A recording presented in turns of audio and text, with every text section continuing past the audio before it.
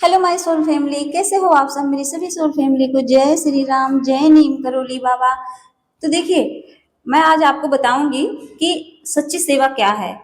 आप अपने घर वालों की खूब सेवा करिए, खूब सेवा करते रहिए, पूरी जिंदगी करिए। लेकिन घर वालों का क्या है, कहीं ना कहीं अगर सेवा में एक पॉइंट भी अगर कमी आ जाती है तो क्या करते हैं कि तुरंत इंसान उसको बोलने लगता है। आपने कभी खाना बनाया होगा, सारी फीमेल को मैं बताना चाहूंगी। तो आप जब खाना बना के देते हो, अगर उसमें से हल्का सा नमक भी कम होता है तो तुरंत आपको घर में ताने सुनने पड़ते हैं। कहना पड़ता है कि देखो तुमने नमक डाल दिया, इसमें नमक कम है, ज्यादा हो जाए तो ज्यादा है, मतलब हर चीज में कमी निकालते हैं। ऐसी सेवा का क्या सेवा। सोचिए, आप सेवा कर रहे हो अपने घर में। अब जैसे आदमी लोग हैं, वो अपने घर में अपनी बीवी को हर चीज दे रहे हो, कोई एक कमी कर दे तो वो तुरंत बोल पड़ेगी कि आपने तो मुझे ये नहीं दिलाया। तो ये सब क्या है, कमियां ही तो हैं।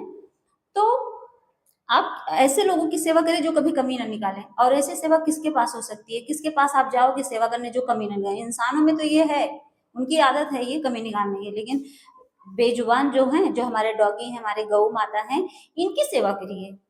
ये कभी आपके किसी चीज में कमी निकालेंगे ही नहीं। वो इतने सीधे हैं ना कि चुपचाप जो दे दो वो खा लेंगे। उनको अगर उसमें थोड़ा सा करेला भी दे देंगे ना तो वो ये नहीं कहेंगे ये कड़वा है। क्यों नहीं कहेंगे, क्योंकि वो ईश्वर का रूप है, वो ईश्वर हैं।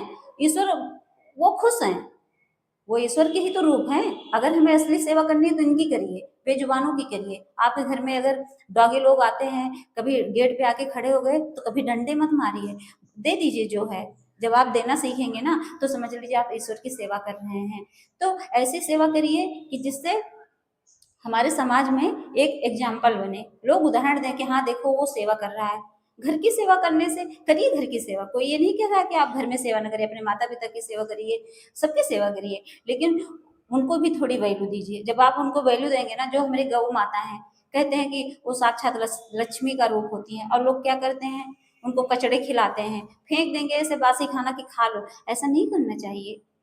जब आप ये चीजें सोचेंगे ना अंदर से, आप अपने आत्मा से पूछना कि क्या ये करना सही रहता है, तब आपको मिल जाएगा, यूनिवर्स साइन देंगे।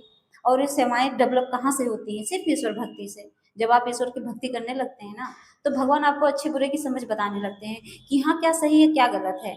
बहुत चीजें आप सीखने लगते हैं। जो राम नाम का जप होता है ना, ऐसे थोड़ी ना होता है, नॉर्मल नहीं होता। एक बार मुंह से राम बोलिए, देखिए आपको कैसा सुकून मिलता है, बहुत ज्यादा सुकून मिलता है, अंदर से खुशी मिलती है। जब आप ये चीजें शुरू कर देते हैं करना, भगवान की भक्ति, तो समझ लीजिए आधी चीजें आपके वैसे ही सॉल्व हो जाती हैं। आपके जो दिमाग में टेंशन रहती है, बहुत सारे नेगेटिव थॉट भरे रहते हैं, आप ज्यादा सोचते रहते हैं। सोचने वाले बहुत लोगों की, बहुत ज्यादा सोचने की, ओवर थिंकर होते हैं नहीं, बहुत ज्यादा सोचते हैं, वो सोच भी कम हो जाती है, भगवान उसको कंट्रोल कर देते हैं। भक्ति में ये पावर होती है। और बेजुबानी की सेवा, बेजुबानों की सेवा इन्हीं की, इन ईश्वर की आशीर्वाद से, उनकी कृपा से ही आती है, वरना आप कोई नहीं कर पाता। बाहरी लोगों को कौन सेवा करेगा, वो तो सोचते हैं बाहर के हैं। जो घर में इंसान गाय पालेगा उसी की सेवा कर पाता है, क्योंकि वो दूध देगी। बाहरी लोगों, बाहरी गाय की कोई नहीं सेवा करता, लेकिन इनकी सेवा बहुत जरूरी है। गौ माता की सेवा करिए, डॉगी की सेवा करिए, जो बहुत जरूरी है, इनकी बहुत जरूरी है इनकी सेवा।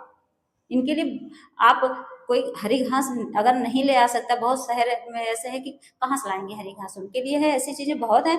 ब्रेड खिलाइए, रोटियां बना के खिलाइए, वो भी नहीं कर सकते हैं तो बाहर से मंगा के खिलाइए। बहुत ऐसी शॉप है आजकल, तो बड़े बड़े शहरों में ऐसी शॉप है जहाँ घासें भी मिलती हैं। ऐसा नहीं है कि हर चीज की व्यवस्था है, भगवान ने सब हर चीज की व्यवस्था करा रखी है, बस उसको सोचने की, उस पर ध्यान देने की बात रहती है बस। तो ये सब करिए और खुश रहिए। जय श्री राम, जय नीम करोली बाबा।